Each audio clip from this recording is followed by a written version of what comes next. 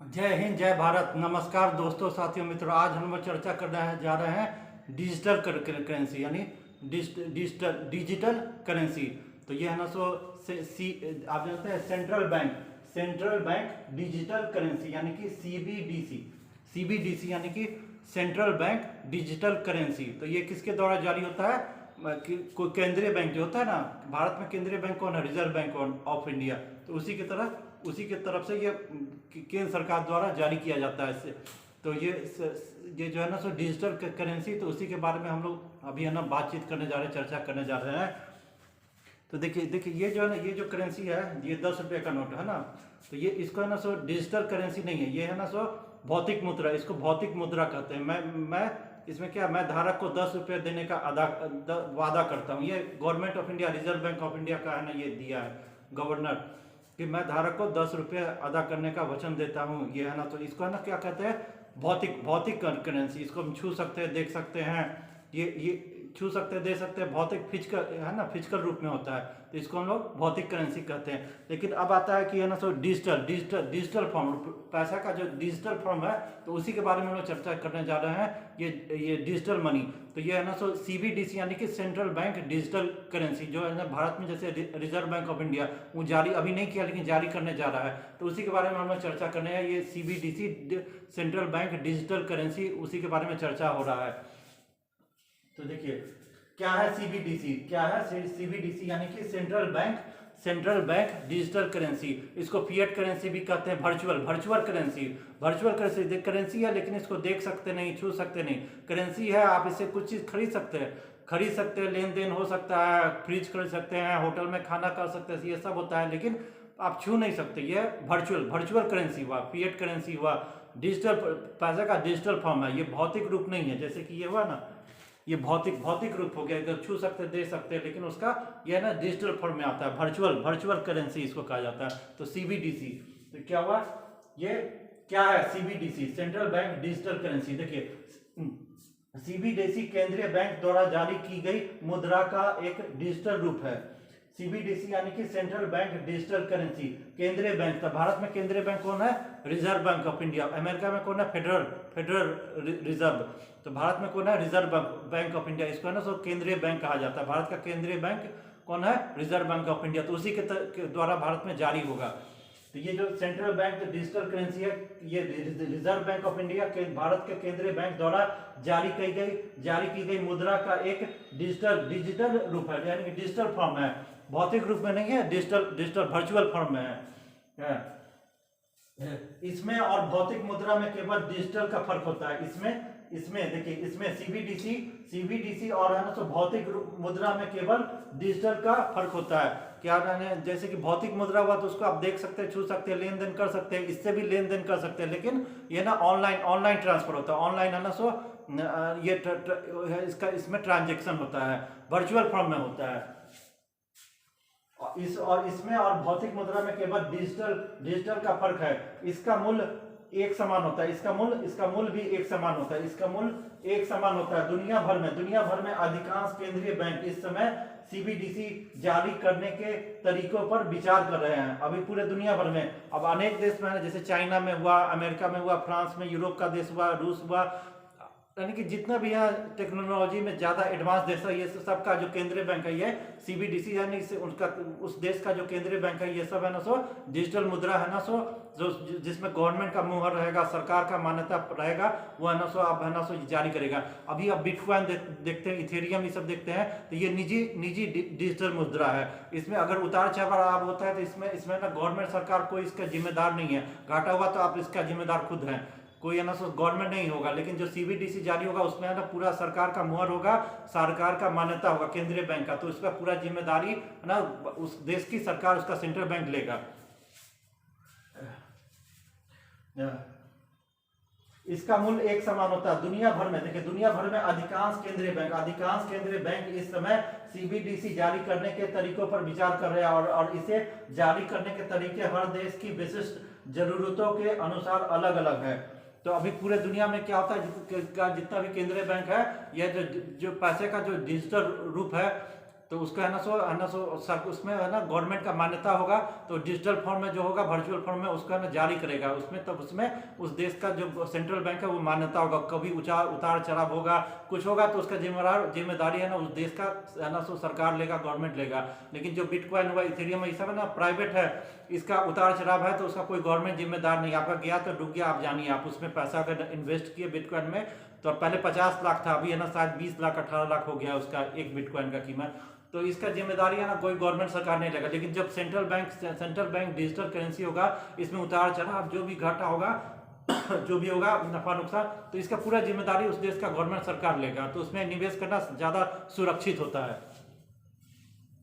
देखिए सीबीडीसी और crypto currency में क्रिप्टो करेंसी से कैसे अलग है। देखिए सीबीडीसी यानी कि सेंट्रल बैंक डिजिटल करेंसी, देखिए central bank digital currency crypto currency से कैसे अलग है।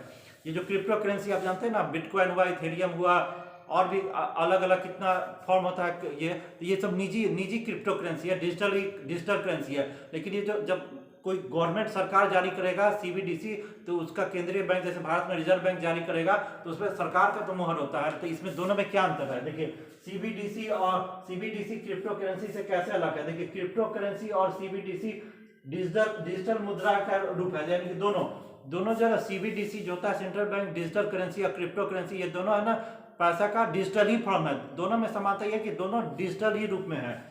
देखिए तो देखिए क्रिप्टो करेंसी और सीबीडीसी डिजिटल मुद्रा का रूप है, लेकिन विशेषज्ञों का कहना है कि इसमें एक बहुत बड़ा अंतर है कि सीबीडीसी केंद्रीय बैंक द्वारा जारी की जा सकती है। देखिए की जाती है, जो सेंट्रल बैंक डिजिटल करेंसी है वो किसी देश की, उस देश की जो केंद्रीय बैंक है उसके द्वारा जारी की जाती है, जिससे वह कानूनी रूप से वैध है। देखिए सीबीडीसी जो है ना सेंट्रल बैंक डिजिटल करेंसी उस देश की जो केंद्रीय बैंक है उसके द्वारा जारी की जाती है, इसीलिए कानूनी रूप से उसका वैध होता है। साथ ही यह भौतिक मुद्रा का ही विकल्प है। साथ ही सीबीडीसी केंद्रीय बैंक द्वारा देखिए सीबीडीसी केंद्रीय बैंक द्वारा जारी की जाती है, जिससे वह कानूनी रूप से वैध है। साथ ही यह भौतिक मुद्रा का ही विकल्प है। भौतिक मुद्रा जो होता है जैसे कि ये आपको बताया नहीं, ये भौतिक मुद्रा है 100 रुपया 150, तो ये इसी का ही विकल्प है, लेकिन डिजिटल फॉर्म है। ऑनलाइन इससे ट्रांजेक्शन हो सकता है, खरीद बिक्री ये सब होता है। तो ये है ना सो केंद्रीय बैंक है ना, किसी देश का केंद्रीय बैंक वही है ना सीबीडीसी जारी करता है, तो कानूनी मान्यता उसको होता है, उस देश का कानूनी मान्यता होता है। जैसे इस देश का भी है ना क्या, रिजर्व बैंक का गवर्नर, मैं धारक को 10 रुपया अदा करने का वचन देता हूँ, तो इसे ये जो गवर्नर है तो ये है ना सो भारत सरकार इसमें मान्यता दिया हुआ है, इसका मानता है तभी तो है।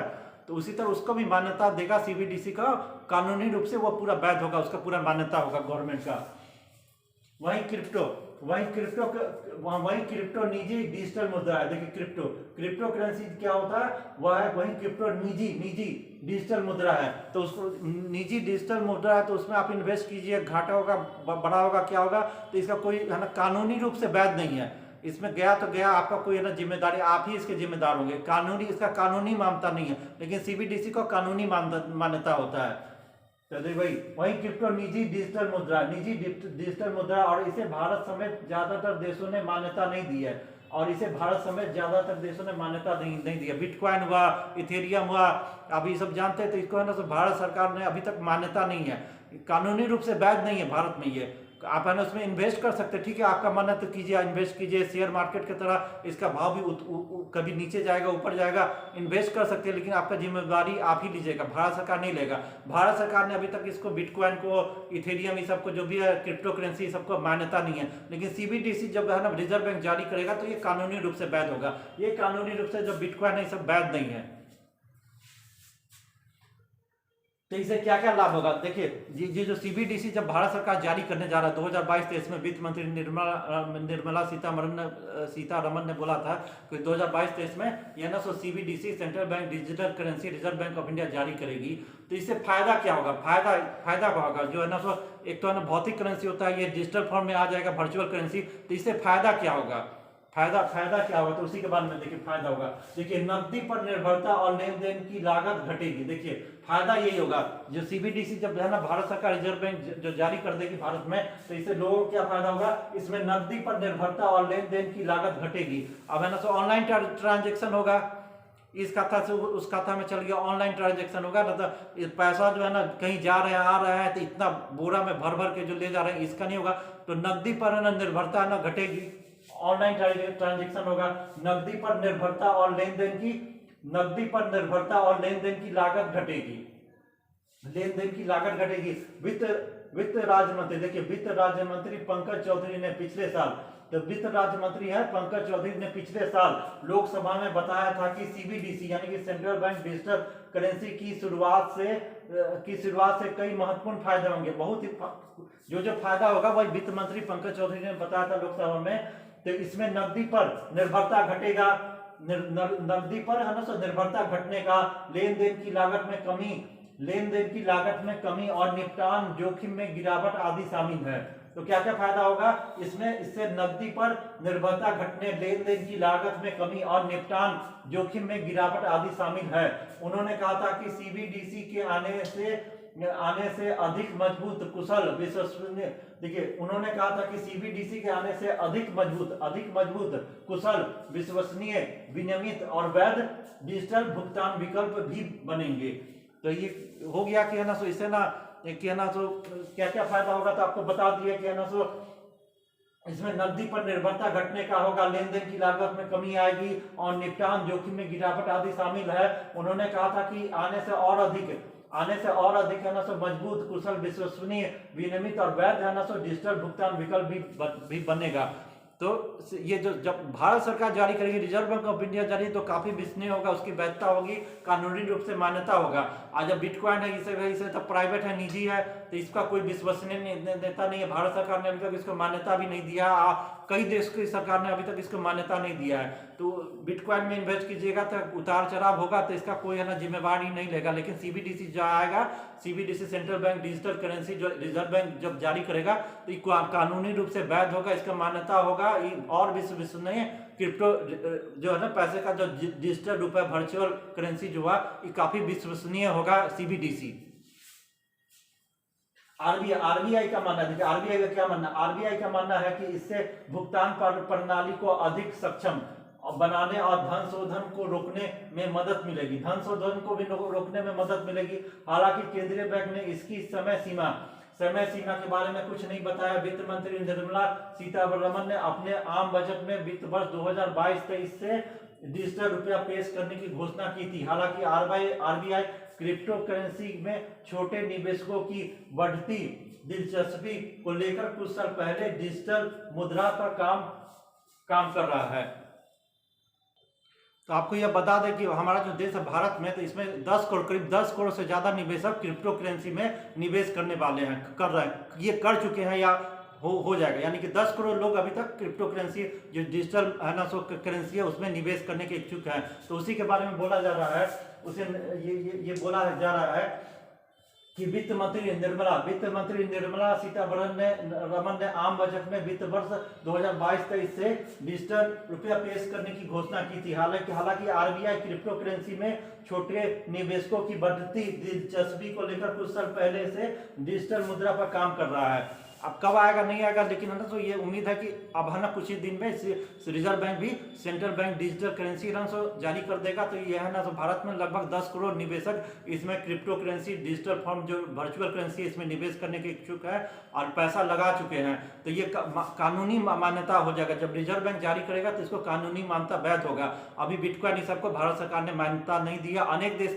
देशों ने है ना तो निजी है बिटकॉइन, इथेरियम इस सबको मान्यता नहीं दी है। इसका निवेश तो आप कर सकते हैं, जैसे शेयर मार्केट में पैसा लगाते उतार चढ़ाव होता है, इसी तरह ये बिटकॉइन इस समय भी उतार चढ़ाव होता रहता है। पहले 50 लाख था, अब है ना तो 20 लाख के करीब आ गया, तो बहुत ही घाटा हुआ है निवेशकों को। लेकिन जब रिजर्व बैंक जो जारी करेगा सीबीडीसी, तो इसका कानूनी वैधता होगा, इसका जिम्मेवारी भारत सरकार गवर्नमेंट ऑफ इंडिया लेगा। तो यही है CBDC central bank digital currency. और है ना सो ये जो है ना सो वर्चुअल रूप है, डिजिटल फॉर्म है, ऑनलाइन ट्रांजेक्शन होगा और है ना सो भौतिक मुद्रा का ही एक विकल्प है। ऐसे ना सो ये नकदी पर निर्भरता भी घटेगी, तो इससे बहुत सारा फायदा होगा। और है ना सो ये है ना सो बहुत ही अच्छा चीज होगा। अब तो हर जगह है ना सो मोबाइल स्मार्टफोन ये सब आ गया है, तो डिजिटल लेन देन इस समय काफी सुगम होगा। तो ये वीडियो देखने के बाद वीडियो को लाइक कीजिएगा और चैनल को सब्सक्राइब जरूर कीजिएगा। धन्यवाद।